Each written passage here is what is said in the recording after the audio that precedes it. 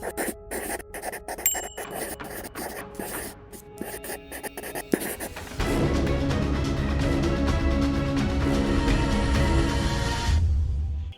c'est Tata Nexua et aujourd'hui on va parler d'une autrice, Nikki Jenkins, et de son ouvrage chez Little Book Edition, j'ai nommé Bleeding Hearts. Une belle histoire avec une interrogation qui nous tient en haleine jusque dans les dernières lignes. Je vais vous lire le résumé. Emilia Stark a enfin réussi à obtenir ce qu'elle voulait au plus profond d'elle, William Portman. Mais après 4 ans de bonheur, voilà que Will s'éloigne soudainement d'elle sans aucune explication. Pourquoi ce changement d'attitude ? Au détour des interrogations d'Emilia, pénétrez dans ses souvenirs, celui d'un premier amour inconditionnel et unique qui vous plonge brusquement dans le monde des adultes. Ça vous donne envie ? On se retrouve après la fac alors. J'ai donc demandé la genèse à l'autrice, il était une fois. Ce roman fait suite à une discussion avec une amie. L'idée de départ était la suivante. Mia, adolescente timide, est amoureuse depuis toujours du frère de sa meilleure amie, Will. Durant les vacances qui précèdent sa dernière rentrée avant la fac, celui-ci commence à s'intéresser à elle. Mais Mia découvre vite les intentions de Will. Celui-ci lui propose de jouer. Si elle accepte, elle devra respecter les règles et ne surtout pas tomber amoureuse de lui. Si elle refuse, il l'ignore comme avant. Persuadée de tenir le coup, Mia accepte de jouer bien qu'il soit déjà trop tard pour elle et ses sentiments vont la tuer à petit feu.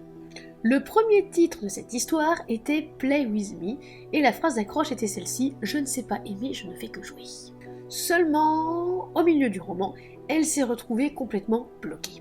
Elle voyait tous les mois des romans sortir sur le même thème, avec pour certains des titres identiques aux siens, et elle a perdu l'envie d'écrire l'histoire entre Mia et Will.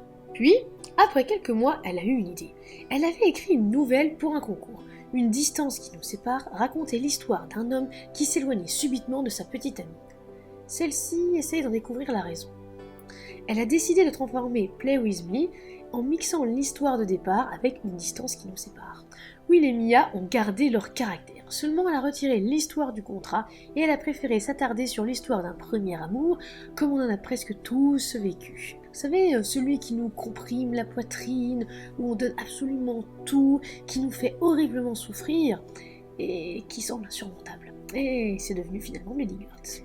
Lors de la première parution en auto-édition, elle précise que Bleeding Hearts n'avait pas la même fin. Et dès à présent, ma chronique. Ce sera la note de 3,6 sur 5 pour ce roman de 179 pages qui est un roman OS. Alors, vous l'avez compris, on est fin du lycée, début de la fac, c'est bien pour ça que je suis un petit peu habillée comme une étudiante.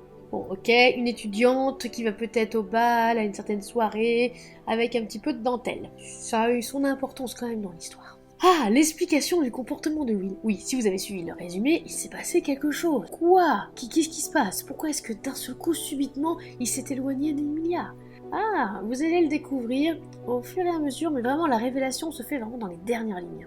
Alors c'est une belle histoire, il y a une fluidité incroyable qui plaira à celles et ceux qui apprécient la romance. Je ne dirai rien, j'essaie de pas trop spoiler.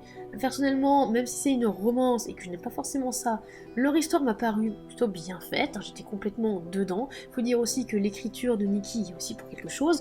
Ce qu'on accroche tout de suite, c'est assez simple, on se prend absolument pas la tête avec l'histoire, et on s'accroche facilement en fait à ces personnages, à leur caractère. Emilia n'a pas eu une vie facile, dans le sens où sa famille riche l'abandonne un peu, sa mère surtout. Elle a trouvé une famille d'adoption, celle de sa meilleure amie. Bien sûr, sa meilleure amie a un frère, vous voyez le rapprochement, c'est marqué dans le résumé. Entre passages au présent et d'autres au passé, vous comprendrez pourquoi en lisant, on s'interroge sur Will, son comportement et aussi l'attachement de Mia.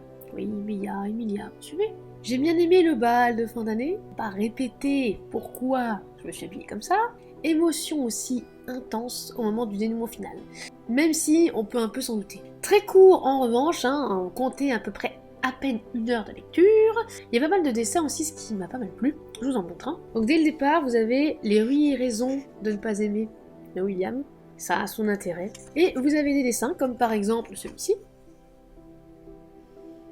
qui illustre chaque chapitre et certaines situations, on va dire. Puis ce que j'aime beaucoup aussi avec cette autrice, c'est qu'elle est extrêmement généreuse en goodies. Bon, mon seul regret par rapport à cet ouvrage, ça restera quand même le personnage de Will. J'ai eu un petit peu de mal à cerner sa relation avec Mia. Au début, je me dis oui, et alors... il m'a manqué quand même 2-3 trucs. Et sinon, c'est une très belle histoire et ça vous remuait un petit peu les émotions. Passons maintenant à mes passages préférés. Page 11. Mais alors, c'est marqué page 12 dans ma chronique papier, parce que moi j'avais la version numérique avant d'avoir le bouquin. Mais du coup, effectivement, à ces pages 11. Sans perdre plus de temps, j'accélère le pas et du cours après, ne comprenant pas l'attitude de mon petit ami. Je n'ai pourtant rien à me reprocher. Enfin, il me semble. Étrangement, mon cerveau fonctionne au ralenti et ma mémoire ressemble à du gruyère. Ouais, j'ai bien aimé, surtout que j'avais faim à cet instant. Fromage. Ensuite, page 28. Peu importe mes envies et mes rêves, j'intégrerai la faculté de droit de Harvard, soit à environ 1500 km de lui. Un des nombreux éléments qui apparaissent sur ma liste intitulée « Les 8 raisons de ne pas aimer William Portman ». La 8e est la plus importante, étant donné qu'il ne m'aime pas. Alors, j'adore parce que déjà c'est un petit raccord avec le début, vous savez, les 8 raisons de ne pas aimer William Portman, qu'on retrouve au fur et à mesure du récit, et après on comprend aussi une chose, la distance. On se dit, est-ce que c'est la distance qui les a éloignés ? Est-ce que c'est la réponse à cette énigme, à votre avis ? Enfin, page 50. Alors, petit contexte, on est dans un dialogue. L'âge ne se mesure pas en années, Will. C'est une notion trop arbitraire. L'âge se détermine par ton histoire, par ton vécu. Ce n'est pas seulement un chiffre sur des bougies d'anniversaire. Franchement, j'aurais pas dit mieux. L'âge, ça signifie rien pour moi. C'est juste des bougies, des mots, des lettres sur une carte d'identité. Je suis assez d'accord avec Emilia là-dessus. Ça veut strictement rien dire. Donc c'est vrai qu'on peut aimer à n'importe quel âge. Ce n'est pas forcément le même amour.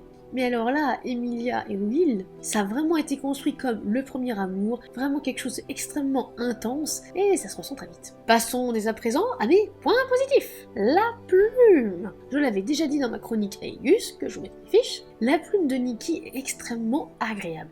On se prend pas du tout la tête, c'est très fluide, il n'y a pas de chichi en fait, il n'y a pas vraiment de tournure lourde en plus, c'est vraiment, ça passe très bien. Emilia, bien plus que les autres, parce que j'ai trouvé son personnage un peu mieux construit et beaucoup plus travaillé. Will, j'ai un petit peu moins accroché là-dessus, on va dire que c'est un personnage masculin un peu plus, on va dire, bancal à mon sens, même si ça n'enlève rien à leur histoire.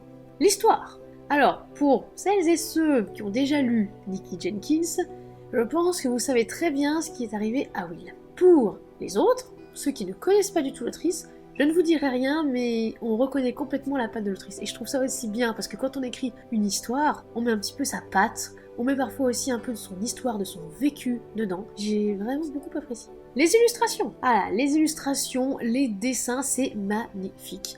Déjà, rien que la couverture, je veux pas dire, hein, mais j'aime beaucoup. Vraiment, justement, c'est cette idée de cœur, cette petite tache de sang que vous voyez sur la couverture, qui a toute son importance en fait, qui est extrêmement raccord, c'est bien pensé en fait, c'est pas juste une couverture pour être une couverture, ça a été bien pensé.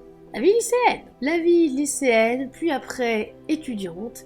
Voilà, il y a des petits trucs, hein, moi je me suis un petit peu projetée au lycée, bon, même si on n'a pas eu de bal de fin d'année, nous, mais voilà, c'est pas grave, 10 ans après, c'est comme si j'étais au bal. Mais il y a aussi également des points négatifs. Alors Will, sans grande surprise, après tout ce que je dis depuis le début, Will, même si on comprend quelques petits trucs à la fin, mais on va dire que voilà, c'est le personnage qui m'a un peu moins plu.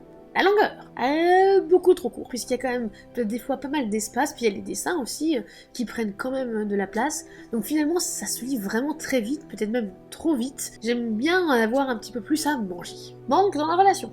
Alors ça rejoint un petit peu le point sur la longueur, c'est vu que pour le coup, il n'y a pas beaucoup de pages, surtout vers la fin, il manque peut-être un petit peu de développement de la relation entre Mia et Will. Parce que leur relation est géniale, moi j'ai vraiment beaucoup aimé, il y a des choses, mais c'est très bien, mais c'est un peu court, voilà, donnez-moi plus. Mais en tout cas, ça reste vraiment une très belle histoire avec une fin qui vous surprendra. Pour conclure, c'est une belle histoire malgré le fait que j'ai eu du mal avec Will et que j'aurais aimé en savoir plus sur les tourtereaux. C'est vraiment quelque chose à découvrir. Puis je sais pas si vous avez remarqué, mais c'est vraiment un tout petit livre. Little Book Edition, c'est des livres en format poche. Donc déjà, vous pouvez l'emporter partout. En plus, ça se lit assez vite. La couverture est très bien, c'est très joli en plus, même dans une bibliothèque. Donc emportez-le partout. Voilà, c'était la chronique de Bleeding Heart de Nikki Jenkins, éditée chez Little Book Edition. J'espère que ça vous aura plu. N'hésitez pas à vous abonner, à lâcher un like ou un commentaire. Et en attendant la prochaine chronique, soignez votre plume.